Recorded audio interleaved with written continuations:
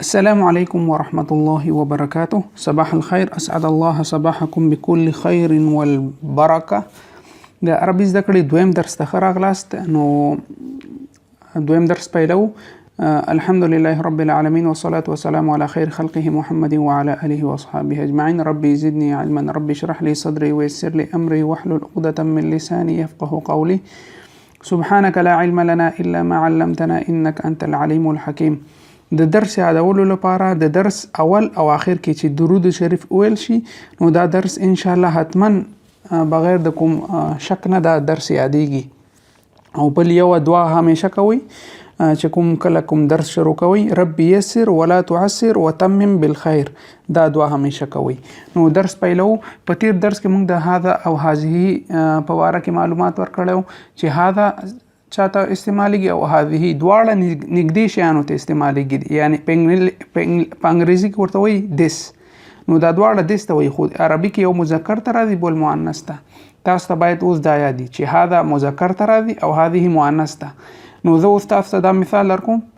جدي جدي ته څه راځي؟ هذا جدي، هذا جدي، دا زما نیکه دی، ځکه جد مذکر دی. نو د نورو جملو لپاره تاسو نه غواړم چې تاسو دا کومنټ کې ولیکئ. دا ستاسو کورنۍ دنده شوه. کوم دنده چې زه در کوم هیله کوم هغه تاسو ولیکئ. تیر درس د ګرامر ویډیو ډېرو خلکو نه وکتلې. عربي ګرامر خیر لږ هغه که غواړئ زده کړئ نو باید کوشش وکړئ عربي ګرامر سره. نو تاسو باید دا کومنټ کې ولیکئ. راځو بل درس ته. استمع ويضع رقم الجملة داخل الدائرة. کومې کلمې چې زه تاسو ته اوس وایم دا باید تاسو د دایرو کې ولیکئ. نو زه اوس تاسو ته وایم، تاسو ځان سره دغه کوئ. مثلا جدتي جدتي، أمي أمي، ابني ابني، جدي جدي، أبي أبي، ابنه ابنه. د دې کلمات دا خو موږ تیر درسونو کې ویلي، باید معناګانې تاسو ته یادي. دوباره معناګانې که غواړئ چې زه درته وکړم، هیله کوم کومنټ بیا وکړئ چې باید نور درسونو کې تیر شوي درسونو معناګانې وشي. استمع واصل بین التحیة والرد. واورئ او بیا دا کوم هغه چې دي سوالونه ځوابونو سره وای دا داسې په نښه کړئ، وصل کړئ. السلام علیکم، جواب وعلیکم سلام، وعلیکم سلام. مساء الخير، مساء النور، مساء الخير، مساء النور. كيف الحال، كيف الحال؟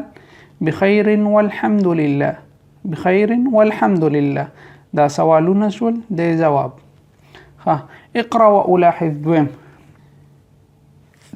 دا وی أنا وليد، ذو وليد يم، أنا وليد. داوي أنا أمل، أنا أمل ذو أمل يم، نميلة أنا أمل ذو أمل يم. دا بیا ورتوي أنت وليد، ت وليدي، أنت وليد، ت وليدي. دا ورتوي هو خالد، هو خالد، هغه خالد ده، هو خالد، هغه خالد ده.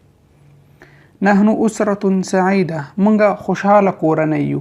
نحن منغا أسرة کورنۍ ته ویل کېږي، سعیده خوشحاله. نحن أسرة سعیده، من خوشحاله کورنۍ یو. عربي کې جملې خط کلمه په کلمه په پښتو کې معنا غلطه راځي، صحیح یعنی معنا کېږي نه، باید داسې معنا شي. نحن أسرة سعیده، منغا خوشحاله کورنۍ یو، داسې راځي. اوس دا وایي انت امل، ته امل یې.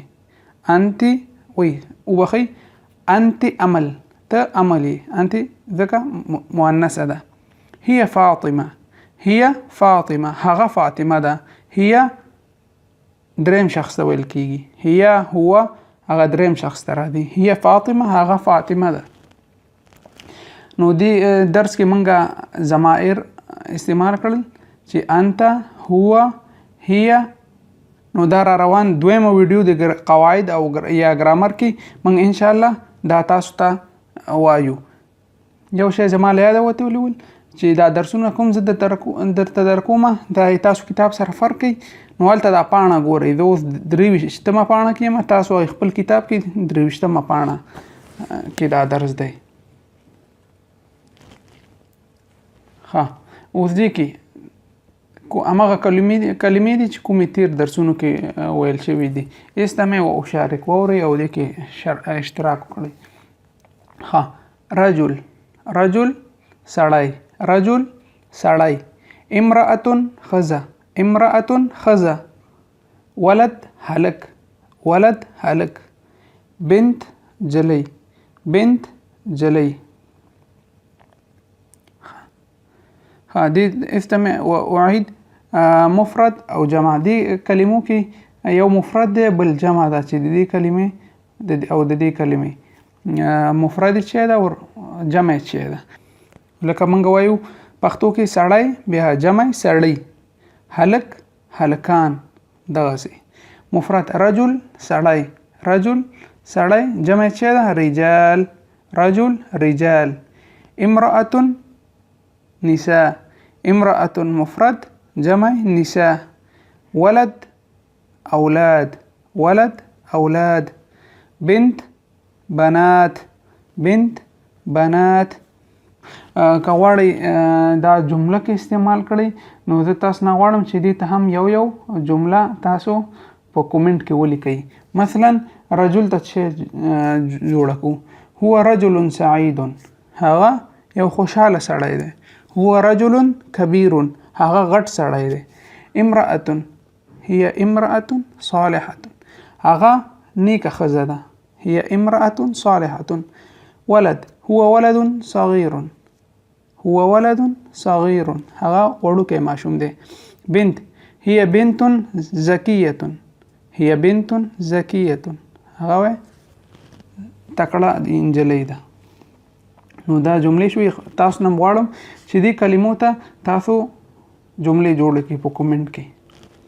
بل استمع واصل بین المتشابه، دا 25مه پاڼه کې دا درس وای. تاسو واورئ زه چې تاسو ته څه وایم، تاسو یې داسې خط وباسئ د هغې تر مابینه چې کوم متشابه وي.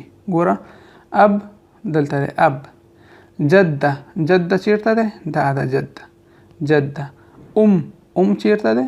دلته دی، جد، جد، جد، جد. ابن چیرته دی؟ دلته دی. ابن چیرته دی؟ دلته دی. دې درس کې اوس دویم اقرا و الاحظ دا کلمې هم یاد کړئ.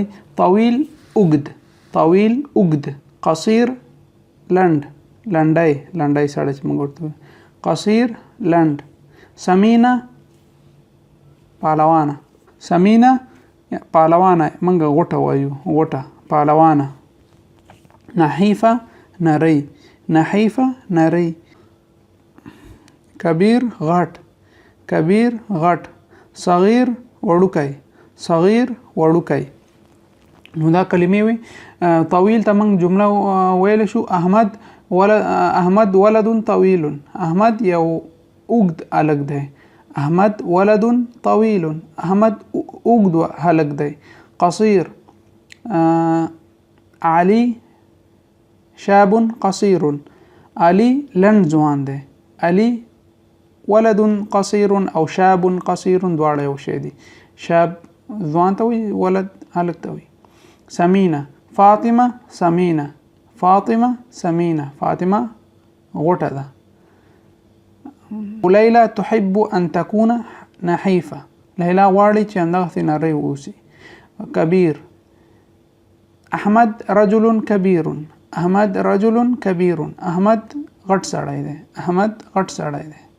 صغیر علی ولد صغیر، علی ولد صغیر، علی وړوکی هلک دی. نو دا زموږ نننی درس و. هیله کوم چې یاد شوی مو وي. نو تاسو نه هیله کومه که څه پوښتنه لرئ نو هیله کوم کومنټ کې ولیکئ. او که او دې کوم کلمې چې نوې نن ویلې دا کلمې ځان سره حفظ کړئ. او که هر څه سوال یا پیشنهاد وي نو هیله کوم کومنټ کې ولیکئ. والسلام علیکم ورحمة الله وبرکاته.